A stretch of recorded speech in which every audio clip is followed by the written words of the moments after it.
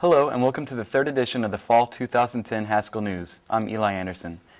In our top story, a decision has been made concerning Haskell President Dr. Linda Sue Warner. While being placed on detail in New Mexico and Oklahoma, BIE Assistant Secretary Larry Echohawk issued a statement saying that Dr. Warner has been relocated within the BIE and will no longer act as Haskell's president. A search for our next president should begin soon. Here are some student reactions to this matter. About the new situation with the president of Haskell.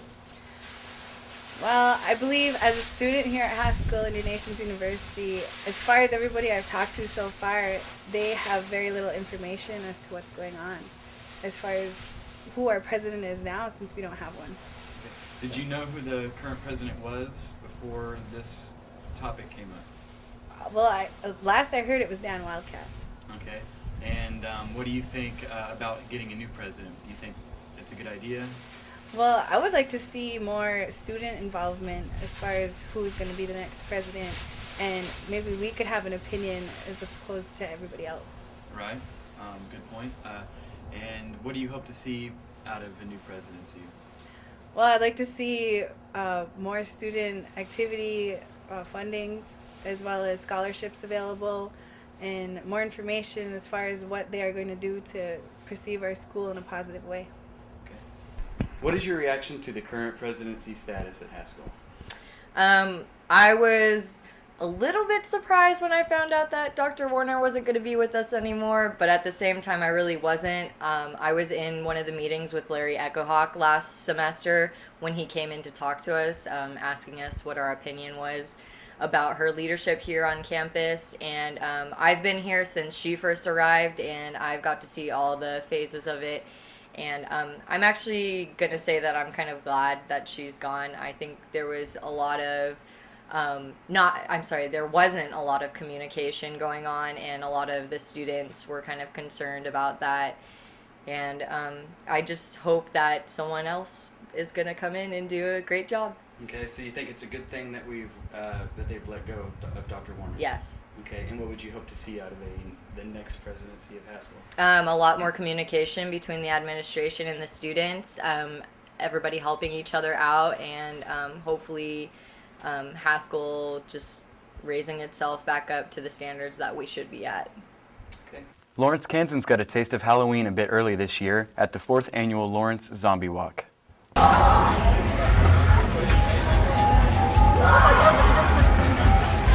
More butts! Cuddles! More butts! Fast tracking! Thursday, October 7th, the Lawrence community came together dressed as zombies and zombie walked up and down Massachusetts Street. Among the participants were children, teens, and adults alike, all acting in character, dressed in their scariest zombie attire.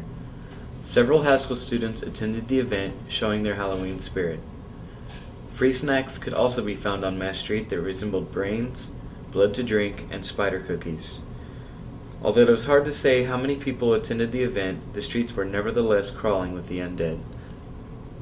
There was also a canned food drive at the start of the zombie walk, proceeds of which will help families in need. How many years have you participated in the zombie walk? Couple years. 3 years. 3 years. How do you feel this has benefited Lawrence? I think it's really bringing the community together. Huge turnout this year. For sure. For sure. I think so too.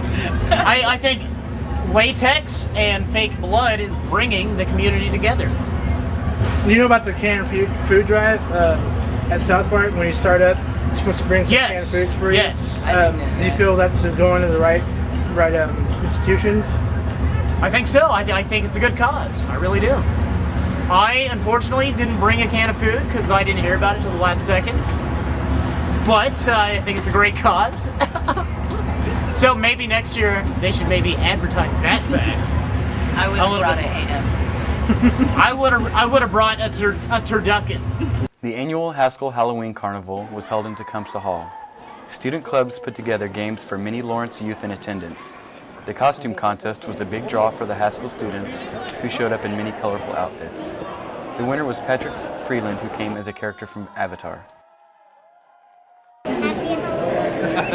In sports, the Haskell cross country team hosted their annual invitational meet. Here is the Television 1 class with the report. 8 women's teams competed in the Haskell Cross Country Invitational. A total of 73 runners participated. Haskell's top runner was Lenora Loretto, who placed 26th with a time of 21 minutes and 40 seconds. The top 3 teams were Park, Evangel, and Benedictine.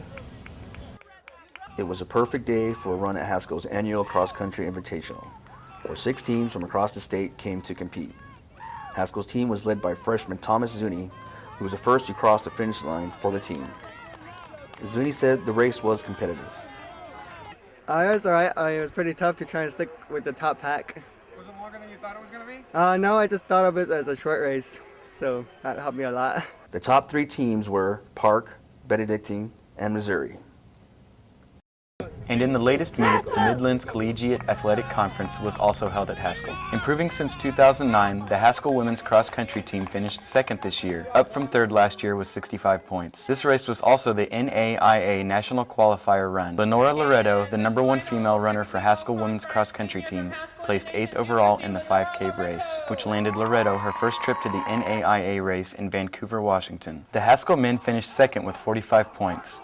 The #1 runner on the Haskell men's team, Thomas Zuni, placed 2nd, qualifying him to run in the national qualifier race to be held on November 6, 2010 in St. Louis, Missouri. And here is Maury Spalla with your Haskell basketball update. The first home games of the season saw both the women's and the men's teams square off against McPherson College. On the women's side, all 5 starters were a part of last year's national tournament team. The Lady Indians had a 32-29 halftime lead, but with a few turnovers and missed shots, the Bulldogs received their first win of the season with the score ending 70-64, but also recognized that the game was Justina George and Maria Stevens for being selected to the All-American teams. On the men's side, first-year head coach Chad Kilscrow saw his team come out fast and strong and ready to play. The Indians held a small lead in the start of the game, but then the Bulldogs controlled the tempo by solid free throw shooting and forcing Haskell to commit 26 turnovers. The score ended at the buzzer with 76-59 score, giving the Bulldogs their first win of the season. Thank you for watching the 3rd edition of the Fall 2010 Haskell News. I'm Eli Anderson. We will leave you with more footage of the 4th annual Lawrence Zombie Walk.